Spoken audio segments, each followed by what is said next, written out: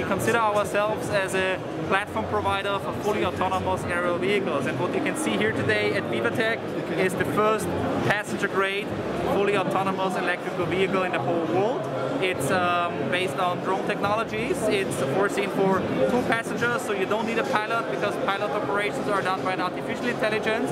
It can carry a payload of 220 kilograms, reach a top speed of 130 kilograms per hour, has a weight of 420 kilograms and can reach a distance of 35 kilometers. We have a lot of vehicles in development. We're also having a fixed wing model which is covering 300 kilometers per hour.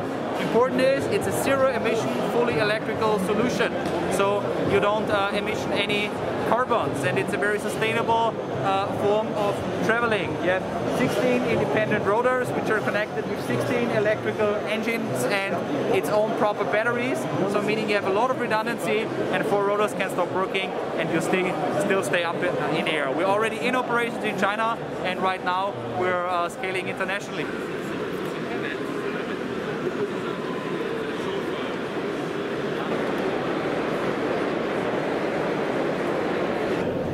Je voulais vraiment vous dire, dans cette sortie de crise, on va tous être vigilants, et je vous le dis, moi je crois à cet optimisme raisonnable. Mais on a une chance incroyable, c'est que dans les 6-12 mois qui viennent, nos choix collectifs, j'en suis intimement convaincu, vont déterminer la décennie à venir. Ils vont la déterminer. Et dans notre capacité à travailler ensemble, à avoir des choix ambitieux, à mettre les investissements au bon endroit, mais à avoir des stratégies de coopération partout. C'est-à-dire coopérer entre les grands et les petits. Coopérer pour que la valeur créée partout permette à tous de réussir et en quelque sorte d'agrandir la taille du gâteau, mais de le partager à chaque instant. On aura notre chemin de sortie de la crise. Je pense que la sortie de crise est une opportunité extraordinaire pour la France et l'Europe de bâtir durablement son modèle de croissance. Et je pense qu'il faut, dans la tête, changer beaucoup des logiciels. Il y a une partie des choses qui resteront à changer. La compétitivité du monde, le besoin d'avoir un modèle attractif, d'attirer les talents, les capitaux. Ça ne changera pas.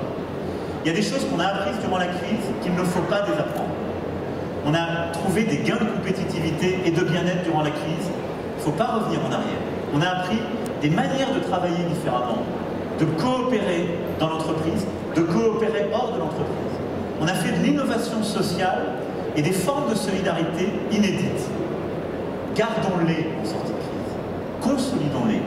Parce que ces innovations valent beaucoup à l'échelle d'un pays et rendent la vie meilleure. Et en sortie de crise, je pense qu'il faut aussi qu'on arrive à penser différemment le monde.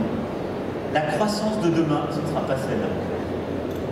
Je pense que collectivement, on a un potentiel d'innovation en sortie. On en a collectivement dessiné quelques pistes. Mais je pense qu'il faut réfléchir constamment à l'accélération et l'amélioration de notre modèle. Et donc pour moi, les mois à venir sont des mois d'opportunité pour aller plus vite et plus fort. Mais on peut pas vous faire des